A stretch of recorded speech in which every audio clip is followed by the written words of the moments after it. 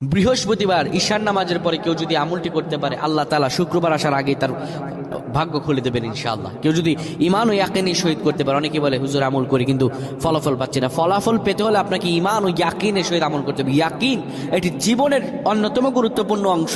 ইয়াকিন ছাড়া যত আমল করা হয় সব আমলগুলো হচ্ছে নসি, কোন আমল আল্লাহর দরবার কবুল হবে না। ইয়াকিন এটি গুরুত্বপূর্ণ অংশ।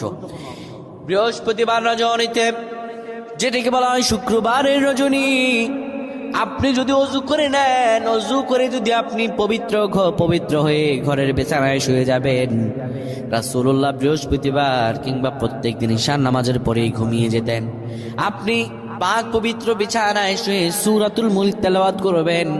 সূরাতুল মুলক তেলাওয়াত করার পরে এরপরে আপনি 7 বার পড়বেন আল্লাহুম্মা গফিরলি ওয়ারহামনি, আল্লাহুম্মা গফিরলি ওয়ারহামনি। এই পরে দুটি হাতের মধ্যে ফু দিয়ে চেহারায় লাগাবেন।